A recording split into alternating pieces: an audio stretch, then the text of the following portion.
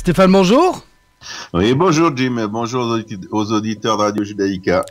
Alors Stéphane, comme chaque semaine, on va passer plusieurs sujets en revue avec vous, des sujets d'actualité internationale et principalement d'actualité israélienne cette semaine. On parlera d'ici un instant un peu de sport, mais aussi d'une polémique entre deux judokas, un Israélien, un Égyptien. On parlera également de la communication de Benjamin Netanyahou qui est très présent sur les réseaux sociaux. Mais tout d'abord Stéphane, nous allons revenir sur une nouvelle histoire de corruption. Ce n'est pas une ONG internationale comme World Vision la semaine dernière. Cette fois, on parle carrément d'un travailleur de l'ONU à Gaza, un certain Borch, qui aurait détourné des camions en direction le Hamas à Gaza.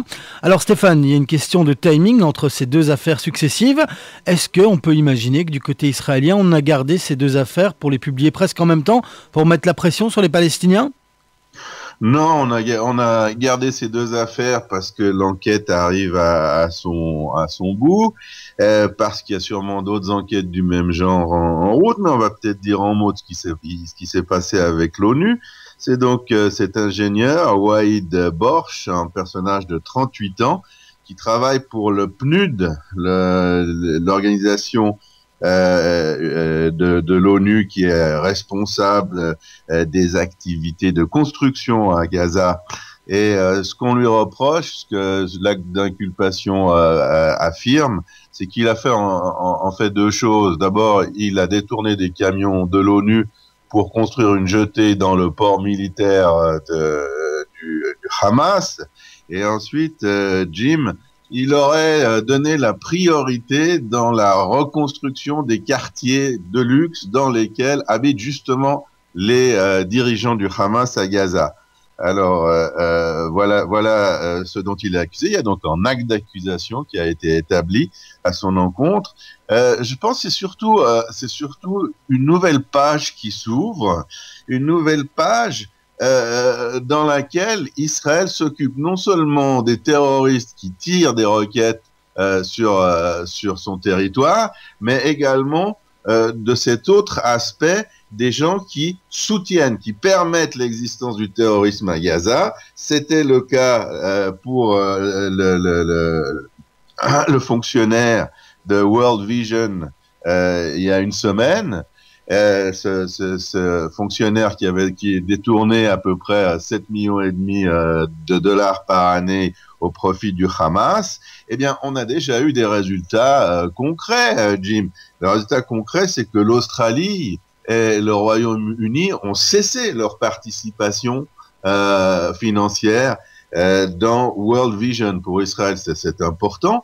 Et puis, ça met surtout la pression sur ces organisations. C'est-à-dire, d'abord, ça exige de ces organisations qu'elles gèrent et qu'elles contrôlent les fonds. Ensuite, ça exige de ces organisations qu'elles gèrent leurs employés palestiniens et qu'elles contrôlent ces activités et qu'elles fassent en fait de l'anti-espionnage et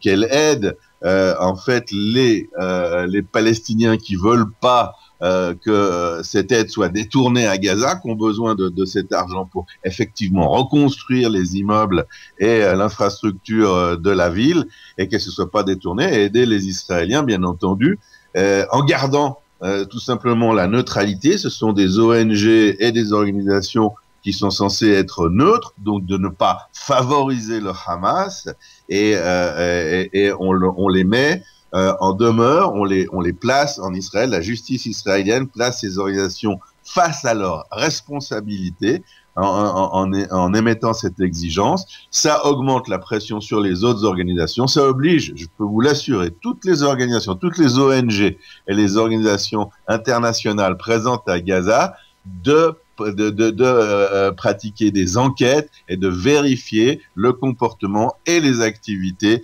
de leurs employés. Et c'est excellent. C'est une chose, à mon avis, qui aurait dû être faite par Israël, Jim, depuis très longtemps, en fait. On suivra ça de très près, Stéphane, si d'autres affaires du type sortent ces prochaines semaines. On parle maintenant un peu de sport. On va revenir d'ici un court instant sur l'exploit de la judoka israélienne qui a décroché une première médaille pour la délégation israélienne. c'était en fin de semaine dernière. Mais là, on va revenir, Stéphane, sur un match que tout le monde attend de cet après-midi. Alors, c'est Sasson contre El Shahabi, un Israélien contre un Égyptien. Alors Stéphane, il y a une grande polémique en Égypte. On peut même imaginer que ce match n'ait pas lieu cet après-midi? On pourrait l'imaginer, quoique à partir de ce que j'ai vu il y a quelques minutes encore sur les réseaux sociaux égyptiens avec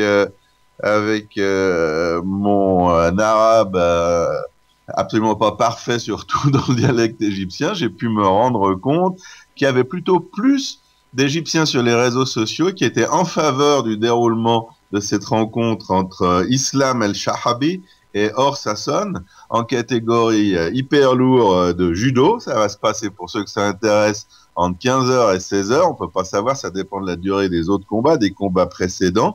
Mais ce qui est intéressant, c'est la violence des échanges en Égypte à propos de ce combat. Il y a ceux qui veulent interdire à Islam El-Shahabi d'apparaître face aux judokas israéliens. Il y a plusieurs raisons à cela. Ce qu'on retrouve fréquemment sur les réseaux sociaux, c'est l'explication que si Shahabi gagne, il va pas amener grand-chose à l'Égypte. Au contraire, s'il perd, s'il est défait par ce qu'on appelle, c'est pas très délicat en Égypte sur les réseaux sociaux, la créature sioniste. Donc le judoka israélien est une créature sioniste. Il y a l'ennemi, il y a le représentant de l'entité sioniste. C'est très intéressant. Eh bien, si d'aventure, et ça risque bien d'arriver, Shahabi perdait contre Sasson, parce que Shahabi est classé 25e mondial et Or Sasson 5e, donc il y a une sérieuse différence entre les deux judokas. Eh bien, en cas de défaite, ce serait une honte extraordinaire pour l'Égypte d'avoir perdu contre une créature sioniste. Mais le ministre égyptien de la jeunesse et des sports, monsieur Khaled Abdelaziz, a déclaré, c'est encourageant, ça va un petit peu dans le sens du renouvellement des bonnes relations au niveau étatique en tout cas et au niveau militaire entre Israël et l'Égypte.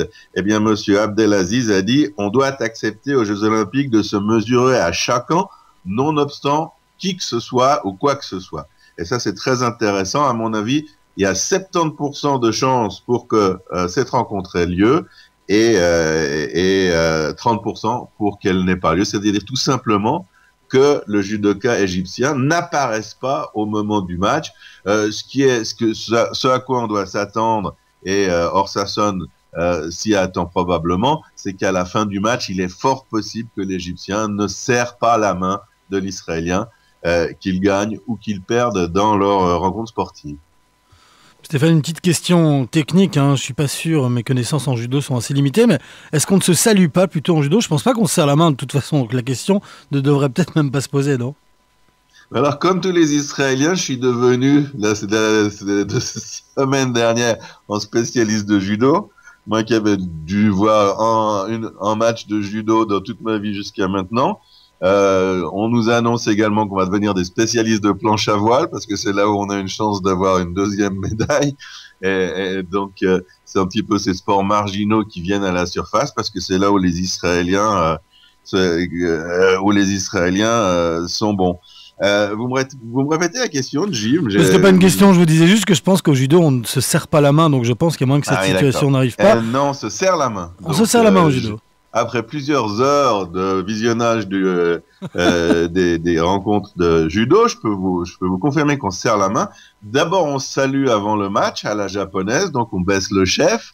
On refait cela, et c'est très intéressant. C'est-à-dire que c'est le vainqueur qui salue le vaincu après la rencontre. Et puis ensuite, les deux judokas s'approchent l'un de l'autre. Ils se serrent la main. Parfois, il y a également une accolade. Je pense pas qu'il faut s'attendre à une accolade de la part de ces deux judokas. C'est dommage parce que c'est dans l'esprit sportif, mais cette semaine on a eu aussi la grande joie israélienne, c'est-à-dire que vraiment tout le peuple était debout pour applaudir Yardena Gerbi dans la catégorie des jusqu'à 63 kilos, qui est arrivé en quart de finale et qui a obtenu une médaille de bronze, Jim. La première médaille de bronze pour Israël durant ces Jeux Olympiques, en battant Miko Tashiro, la japonaise, par 11 points, en Wazari et en Yuko. et c'est vraiment la joie nationale. On n'imagine pas ce que le judo peut faire à une nation. On espère bien entendu plus de médailles, mais pour l'instant c'est celle qu'on a pris juste avant sur le parcours de Yardena Gerbi. Mais j'ai revu ça dans toutes les rencontres qui opposent un judoka brésilien. C'est assez extraordinaire, c'est-à-dire que les juges n'infligent aucune pénalité. Jusqu'à maintenant, je crois qu'ils ont infligé une pénalité aux nombreux judokas brésiliens qui ont évidemment un avantage. Yardena Gerbi, pour ne parler que d'elle, mais également une judoka allemande qui avait rencontré la brésilienne de leur catégorie, avait nettement battu cette brésilienne, et pourtant les juges, sous la pression du public, du fait que les Jeux Olympiques ont lieu au Brésil, eh bien, ont accordé la victoire à la brésilienne. Donc Gerbi peut, malgré sa joie, être un petit peu déçue parce qu'elle valait mieux que ça. Elle aurait pu vraisemblablement, sans cette bidouille de la part des juges, aspirer à une médaille d'argent ou une médaille d'or. Stéphane, on continuera à suivre de près la délégation israélienne. Et d'ailleurs, le journal des Jeux Olympiques, tous les matins, ici, dans le direct de Jérusalem. On suivra notamment le match de cet après-midi entre 15h et 16h, l'Israélien face à l'Égyptien. Et on suivra également, alors de très près, Stéphane, les épreuves de planche à voile. Oui, Stéphane, quelque chose à ajouter là-dessus encore ? Ouais, Jim, il y a quelque chose qui m'a ému aussi dans ces Jeux Olympiques. Il y a pas mal de choses qui sont de ce genre, émouvantes. Il y a un Français qui s'appelle Fabien Gillot, qui participait dimanche aux 4 x 100 mètres nage libre par équipe, que d'ailleurs la France remporte d'habitude. Là, ils sont arrivés deuxième derrière les Américains avec le phénomène Michael Phelps. Eh bien, quand il est sorti de l'eau, on s'est aperçu qu'il avait un énorme tatouage sur l'avant-bras qui disait en hébreu « Ani klum biladechem ». Et pour ceux qui ne parlent pas notre langue, ça signifie je ne suis rien sans vous. Et je ne suis rien sans vous, Fabien Gillot, faisait référence à son grand-père, rescapé d'Auschwitz, donc israélite lui aussi, et il avait l'intention, en montant sur le podium, de montrer qu'il venait, que cette histoire, son passé, était également le lien. Ça a ému beaucoup de monde, et bien entendu, il y a aussi beaucoup de monde pour lesquels c'est passé totalement inaperçu. Nous, ça nous a interloqué quelque part. Stéphane, on va quitter un peu le sport et on va passer maintenant, si vous le voulez bien, au dernier sujet qui concerne la politique israélienne et le Premier ministre israélien, Benjamin Netanyahou, qui est très présent ces dernières semaines, ces derniers mois sur les réseaux sociaux, notamment sur sa page Facebook où il publie de manière assez récurrente des vidéos, qu'elles soient sous-titrées en français, en hébreu, en anglais ou même en arabe. Et cette fois, Benjamin Netanyahou a déclaré, attendez un instant, je cherche la citation, voilà, « Moi, Premier ministre d'Israël, je me soucie plus des Palestiniens que leurs propres dirigeants. Israël se soucie plus des Palestiniens que leurs propres dirigeants. » Cela semble incroyable, n'est-ce pas ? Et pourtant, c'est bien vrai. Voilà ce qu'a donc déclaré le Premier ministre israélien. Alors, Stéphane, c'est une question de communication politique ou, selon vous, Benjamin Netanyahou se soucie vraiment plus des Palestiniens que, par exemple, Mahmoud Abbas ? C'est une question difficile, délicate, Jim. Ce qu'on peut dire d'abord, c'est que Benjamin Netanyahou, son point fort, c'est la communication. C'est-à-dire que vous l'écoutez parler, que ce soit de la tribune de l'ONU ou à la télévision israélienne ou même lors d'un meeting, même si vous êtes souvent pas d'accord avec lui, ce que tout le monde sait est mon cas en particulier, eh bien, on a l'envie d'applaudir. C'est un orateur hors pair. C'est même très clairement l'un des meilleurs que nous connaissions. Alors, il utilise ce mode opératoire, ce mode de communication parce qu'il est bon. Et il a des problèmes à l'intérieur du pays. Il a deux sortes de problèmes. Il a des problèmes au sein de son parti du Likoud, avec plusieurs frondes qui tendent à le remplacer, disons-le assez simplement. Il a des problèmes avec l'opposition, il a des problèmes avec les autres composantes de sa coalition, notamment Bennett, notamment Lieberman. Donc il s'affirme. En politique, c'est important qu'on parle de vous. Donc quand il fait ses déclarations, on parle de lui et c'est de bonne guerre. Et puis il y a un autre grand leader mondial qui fait de même en même temps, c'est Barack Obama, qui a à peu près la même fréquence d'antenne sur les télévisions américaines et mondiales, et il s'exprime.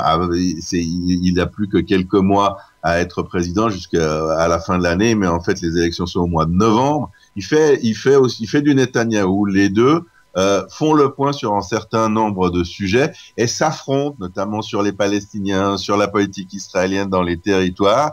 Donc la présence de Netanyahou est importante. Quand il dit qu'Israël s'occupe mieux que Mahmoud Abbas et que la direction de l'autorité palestinienne, de la population palestinienne, eh bien, il contre indirectement Barack Obama qui chaque semaine désormais critique la politique israélienne en Cisjordanie. Donc ça l'arrange sur plusieurs niveaux. Mais ce qu'il faut dire aussi, je ne sais pas si Monsieur Netanyahou est très préoccupé par le sort des Palestiniens, mais ce qu'on peut dire, c'est que dans les territoires, notamment de Judée-Samarie, pour les Palestiniens, c'est quand même un peu la jungle. C'est-à-dire, il n'y a pas de programme clairement établi, il n'y a pas d'avancée.